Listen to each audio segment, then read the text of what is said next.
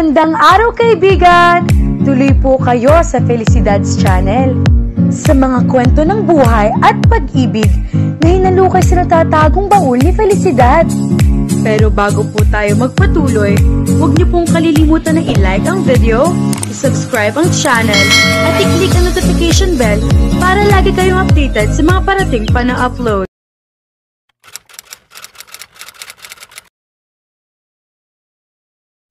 Napapailing siya habang paulit-ulit niyang binabasa ang mensahe sa monitor na kanyang laptop. Achilles. Yes, heart tag for my fiancé. Searching for love. Gusto niyang humanga and at the same time ay maawa sa lalaking ito na base sa filled out form na ipinadala nito sa kanya ay Jobert Aguilar ang totoong pangalan, isang agriculturist na nakabasa sa Mountain Province. Ang fiancé na tinutukoy nito ay anak na kaibigan nitong hasyendero. Maraming buwan na niya itong kapalitan ng mensahe sa Searching for Love. Isa ito sa iilang online friends niya na hindi matatawaran ng galing sa pagbuo ng mga journal entries tungkol sa buhay at pag-ibig na hangong sa sariling karanasan ng mga ito. Isa si Achilles sa mga miyembro ng Searching for Love community na natutukso siyang sundan at basahin ang bawat paboritong journal entry nito. Maging ang pinakamahal niyang mistress na si Andarta ay paborito rin ito. Ang 5 naunang chatters na pinadalhan niya ng heart key ay plano talaga niyang bigyan. Ang mga ito ang dahilan kung bakit niya binuo ang Searching for Love site. Gusto niyang mapasaya ang mga ito, pero si Achilles ay hindi kasama sa mga iyon. Ang ugnay nila nito ay sa internet lamang, hindi katulad ng mga nauna niyang pinadalhan ng heart key. But he felt the strong urge to send him one of his fiancé. Ang problema, makatulong kaya iyon? Baka siya pa maging dahilan para tuluyang masira ang relasyon ng mga ito. Ayon sa journal entry ni Achilles, matagal nang nanganganib masira ang relasyon nito at ng fiancé nito. Kung hindi lamang sa determinasyon ng lalaki na pigilan iyon, kahit alam nitong mas makabubuti kung hayaan na lamang nitong gumuho iyon, nang sa ganoon ay pareho ng lumaya mga ito. Si Achilles mula sa pag-ibig na ipinaglalaban nito at ang fiancé nito mula sa pagkakakulong sa pag-ibig na iyon, pero ang puso naman nito ay bilanggo ng isa nakaraang pag-ibig na hindi nito magawang pakawalan sa kabila ng mga taong lumipas. Nalaman niya ang lahat ng iyon dahil din sa mga journal entries ni Achilles.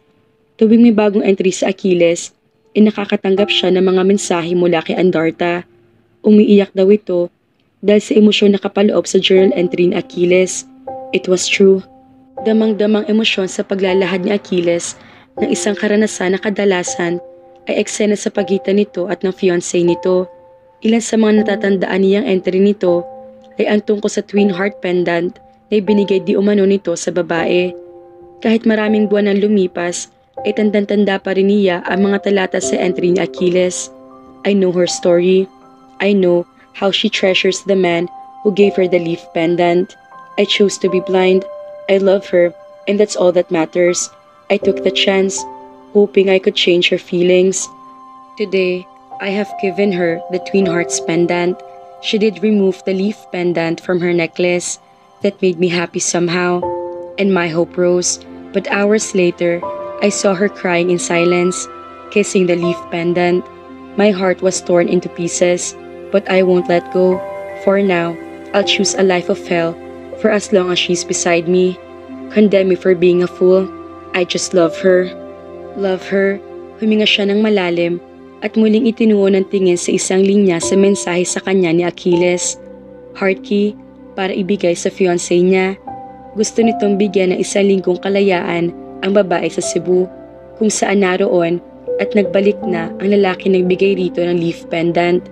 Dahil sa journal entries na mga nauna na niyang binigyan ng heart tag, ay nalantad sa mga miyembro ng Searching for Love Society ang lokasyon ng isla. Kaya alam na ni Achilles na nasa Palawan ng Vera Island. Ideya na accomplice niyang si Andarta na ililihim nila ang tunay na pangalan ng isla. Masakit man ay nais daw na Achilles na malaya makapamili ang babaeng mahal nito sa pagitan nito at ng lalaking iyon. Gagawin ni Achilles iyon para sa sarili dahil pakiramdam daw nito ay lalong bumibigat ang dibdib nito habang papalapit ang araw ng kasal nito sa babae. Naaalala pa niya na abutan niya sa silid na iyak ng iyak ang babaeng pinakamamahal niya habang binabasa nito ang entry ni Achilles. Walang seremonyang pinatay niya ang laptop nito at niyakap ito. Galing siya noon sa 2 araw na biyahe mula sa ibang bansa. Sana, mahal mo din ako, gaya ng pagmamahal ni Achilles sa kanyang fiancé.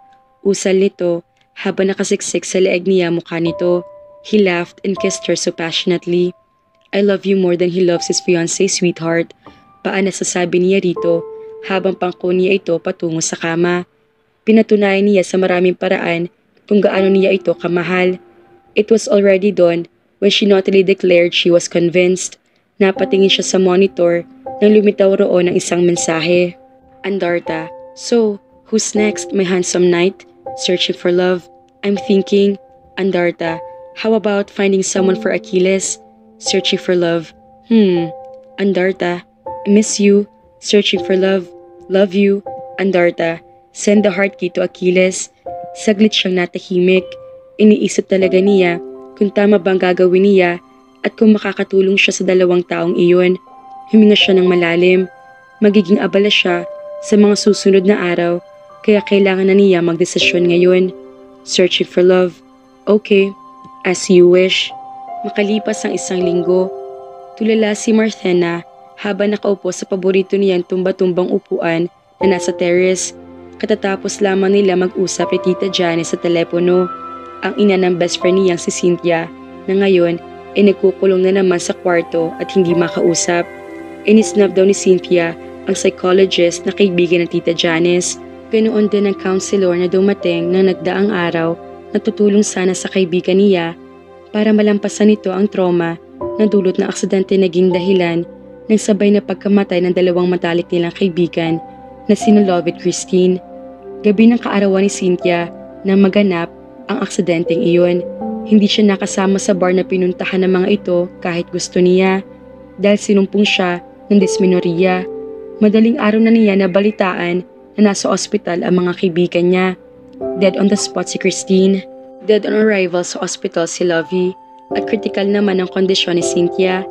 Labis niya ay pinagpapasalamat sa Panginoon na sa kabila ng pinsala ni Cynthia ay lumaban ito para mabuhay. Nagkamalay ito pagkatapos makomatos ng 4 na araw. Ilang buwan na nakalilipas mula nang ma-discharge si Cynthia ng ospital. Naghilom na mga sugat nito sa katawan, ngunit ang sugat sa damdamin nito na iniwan ng aksidente ay patuloy itong pinapahirapan. Bumuntong hininga siya. Bakit ngayon pa nangyari iyon kung kailang malapit ng kasal nila ni Jobert? Fiancé niya si Jobert. Ito ang trusted agriculturist ng papa niya. Ito rin ang katulong ng ama niya sa pamamahala sa ekta-ektaryang lupain na ipinamana ng lolo niya sa kanyang ama. Naging malapit sila magkaibigan ni Jobert. Napaka-friendly nito at magaang kausap. Kahit broken-hearted siya noon, ay napapatawa siya nito sa mga panis na hirit nito. Hindi naglaon ay pinagkatiwalaan niya ito ng mga sekreto niya. Naikwento niya rito ang tungkol sa sugatang puso niya at sa espesyal na lalaki iniwan niya sa Palawan dahil natakot siya sa banta ng abogadong ama nito. Si Jobert ang naging pinakamalapit na lalaki sa buhay niya. As the year passed, they became inseparable but they remained friends. Alam nito ang buong kwento niya. Hindi lingid dito na hindi siya handa sa isang bagong pag-ibig. Alam nitong isang lalaki lang ang nasa puso niya. Para sa kanya ay panghabang buhay na ang pagkakaibigan nila ni Jobert. Sa gabi ng 23rd birthday niya, that was 2 years ago, sa gitna ng pagkukulitan nila sa garden, habang tinatanglawan sila ng liwanag ng buwan, ay niyakap siya nito. Ang sunod niyang namalayan ay hinahagka na siya nito ng masuyo sa mga labi. Hindi siya tumugon ng halik pero nagpaubaya siya. I love you, Athen. Tila nahihirapang sambit nito habang nakasubsob sa buhok niya. Patawarin mo ko kung hindi ko na kaya magpanggap na kaibigan mo. I've been fighting this feeling for so long. Hindi ko na kaya. Ilang segundo lumipas na magnistula siyang estatwa sa bisig nito. Hindi niya alam kung anong sasabihin niya dito. Gusto niya si Jobert. Gwapo ito. Dark type. Dahil siguro sa trabaho at higit sa lahat ay gusto ito ng papa niya para sa kanya. Importante sa kanyang opinyon ng kanyang ama pero hindi siya sigurado kung lalalim pa ang fondness ng damdamin niya para dito. Sa sulok kasi ng puso niya ay may iniingatan siya mga alaala. Hanggang ngayon na ilang taon ang lumipas ay hindi pa rin niya nakakalimutan ang mukha ng lalaki na nakikita niya lagi sa kanyang isip. Si Adriel Alcantara, ang kanyang unang nobyo at unang pag-ibig. Tila may sariling isip na umangat ang kamay niya at hinaplos niya ng leaf pendant ng kanyang kwintas. Bumalik sa isip niya eksena sa pagitan nila ni Adriel kung saan nagsumpaan sila sa puno ng mangga. Han, napapitlag siya. Naputol ang daloy ng alaala sa kanyang isip. Wala sa loob na muling nahaplos niya ang pendant ng kanyang kwintas. Ganap siya natauhan nang maramdaman niya sa kanyang palad ang twin hearts na pendant na bigay sa kanya ni Adriel. Wala na pala sa leeg niya ang leaf pendant. Katulad ng katotohanang wala na rin sa buhay niya ang lalaki nagbigay niyon sa kanya.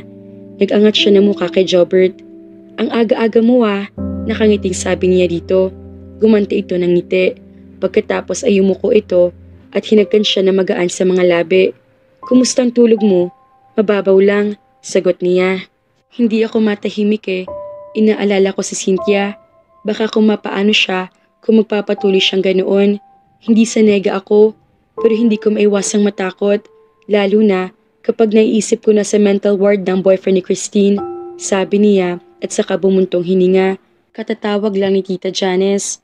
Nagmumukpok pa rin daw si Cynthia sa room niya. Kaya hayun, napilitan na lang umalis ang counselor na pinapunta ni Tita Janice. Iniisip ko nga kung paano ko siya matutulungang malampasan ang pinagdaraanan niya. She sighed again. Ikaw, sa tingin mo, ano maganda kong gawin para kay Cynthia?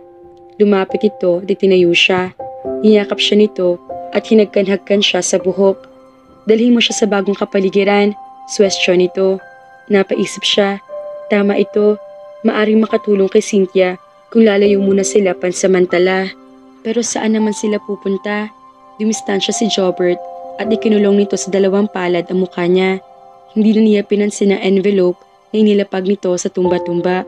Tandaan mo na mahal kita, Athen, masuyong sabi nito sa kanya. Gusto niya magbaba ng tingin.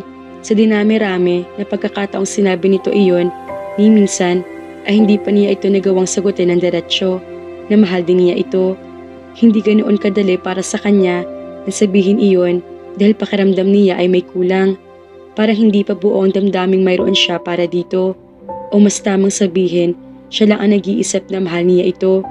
Bagay na taliwas naman sa ibinubulong ng puso niya. Aaminin kong itinutulak ako ng pagmamahal na iyon na maging mabuti at masama. Mas gusto ko maging mabuti, Athen. Anito, habang matama nakatitig sa kanya. Nag-book ako ng flight para sa inyong dalawa ni Cynthia. Napakurap siya habang nakaawang ang mga labi niya. Sagot ko, ang isang linggong expenses niyo. Pero mapapagastos ka, aniya. Don't worry, hindi rin galing sa bulsa ko ang pera. It's a gift. Iniabot nito ang envelope sa kanya at may kung anong kinuha ito mula roon. Allowance, sabi nito na ang tinutukoy ay ang pera na kinuha nito mula sa loob ng envelope. Dollars iyon. Muli ay may inilabas ito mula sa envelope. Pulang card iyon na hugis puso at may nakasulat na fall in love in Vera. Searching for love. Nakakunot ang noong napatitig siya dito. Ngumiti ito. Agad nitong ipinaliwanag sa kanya ang tungkol doon. Pinakinggan niya ito pero hindi niya gaano naintindihan iyon. Ang tumimo lamang sa isip niya ay mula kay Searching for Love ang package na may vacation treat for a week sa isang isla. Kailangan nila ni Cynthia ang heart key dahil iyon ang gate pass nila. Mysterious chat friend daw ni Jobert ang Searching for Love na iyon. Hindi na siya gaano nagtanong dito dahil natutukso na siyang pumayag. Makakatulong kasi sa kaibigan niya ang bagong kapaligiran. Saan itong Vera Island na ito? Tanong niya dito. Hindi ito sumagot. Sa halip ay inilabas nito ang isang bond paper mula sa envelope. Sketch iyon. Para siyang sinikmuraan na makita niya ang legend ng airport. Puerto Princesa. Napalunok siya. Pagkatapos ay dahan-dahan siya nag-angat ng tingin dito. Nasalubo ng mga mata niya ang mga mata nito na matama nakatitig sa kanya. Para bang gustong makita magiging reaksyon niya. Ilang segundo siyang nag-apuhap ng sasabihin. Palawan, Athen. Muli siya napalunok. Hindi niya alam na may epekto pa rin pala sa kanyang lugar na iyon kahit pangalan lamang niyon ang naririnig niya. Bakit sa Palawan, Jobert? Pwede naman sa ibang lugar. Nasa Palawan ng isla, hindi siya nakaimik. Bakit para nanghihina siya? 5 taon na nakalilipas, pero bakit sariwa pa rin sa dibdib niya ang ganoong kabog? Adriel, I've researched a little. Nang ibang bansa siya after graduation. After 4 years, nagbalik siya sa Pilipinas. Ngayon, nasa bahay siya ng ama niya, kasama ang pamangkin niyang malapit sa kanya. Anito, alam niya si Adriel ang tinutukoy nito at ang pamangkin ni Adriel na si Krisha. Bakit ginagawa mo mga bagay na to? Bakit gusto mo akong pumunta sa Palawan? Nalilitong tanong niya rito. Sayang ang vacation package. Nakangiting sagot nito, pero may lambong siya nababasa sa mga mata nito. Isama mo si Cynthia. Makakatulong sa kanya ang bagong kapaligiran. Sinulyapan ulit niya ang heart key. Sino naman ang gusto mong mahalin naming dalawa sa islang iyon? Hinaplos nito ang pisngi niya bago ito sumagot. Pronoun sa mga mata nito ang pagmamahal. Grab this chance. Meet him if you want to. Evaluate your feelings. Ako, kaya ko maging pangalawa lang sa puso mo habang buhay, Athen. Basta kasama kita. Pero kung ang kahulugan niyon ay miserableng buhay para sa'yo, mas gusto kong ako na lang ang masaktan. Basta masaya ka lang. Ganoon kita kamahal. Jobert, tanging nasambit niya habang namamasa ang kanyang mga mata. Paano ba niya susuklian ang wagas na pag-ibig nito sa kanya? Paano ba niya maibabalik dito ang pagmamahal na dapat ay matanggap nito? Karapat-dapat ito sa isang tunay na pag-ibig. Pero bakit hindi niya maramdaman sa puso niya ang pag-ibig na katulad na iniaalay nito sa kanya? Huwag kang umiyak, sabi nito na makita na papaluha siya. Puntahan mo si Cynthia. Both of you need some time away from here. You're free for a week. No text and no calls from me. Gawin mong lahat ng gusto mong gawin. Magaan ang tonong sabi nito, pero nararamdaman niya naghihirap ang loob nito. Pagbalik mo after a week, ipamimigay na natin ang wedding invitations. Sige na, puntahan mo si Cynthia. Itinulak pa siya nito para umalis na siya. Pagkatapos sa 5 hakbang, ay nilingon niya ito. Nakangiti ito sa kanya habang sinusundan ang paghakbang niya palayo. Nang nasa bakuran na siya, ay nilingon ulit niya ito. Nakatanaw na ito sa kawalan. Halatang nahulog na sa malalim na pag-iisip. Self-exile, pag-uulit ni Marthena. Nakatingin lamang si Cynthia sa kanya. Nasa anyo nito ang kawalan ng interes. Kailangan mo akong samahan, Cynthia. I need you. Tinitigan siya nito.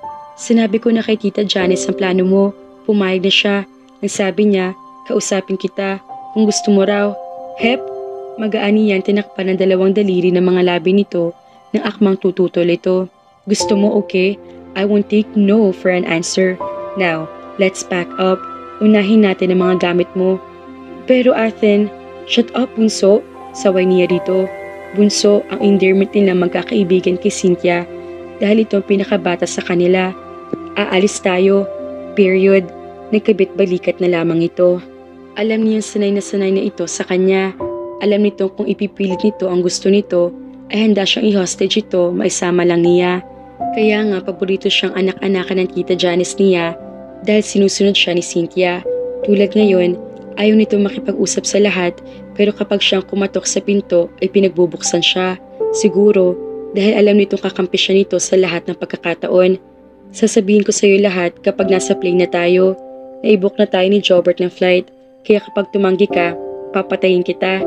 Banta niya rito, may kinangiti naman ito. Kanina, habang naglalakad siya papunta sa bahay ng mga ito, ay nag-iisip siya. Siguro nga, dapat niyang gawin iyon, once and for all. Nang malinawan na rin siya at matimbang niya ng husto ang tunay niyang damdamin. Gagawin niya iyon para kay Cynthia at para sa sarili niya. Anong environment? Siguro nga, kailangan kong lumayo muna. Nakangiti ng mapait na usal nito. Wagas na pag-ibig mga kafelisidad ang meron si Jobert para kay Marthena. Ano nga ba ang naghihintay sa Isla Vera para kay Marthena? Magkaroon na kaya ng closure sa pagitan ng lalaking kanyang unang minahal? Kaya naman, abangan!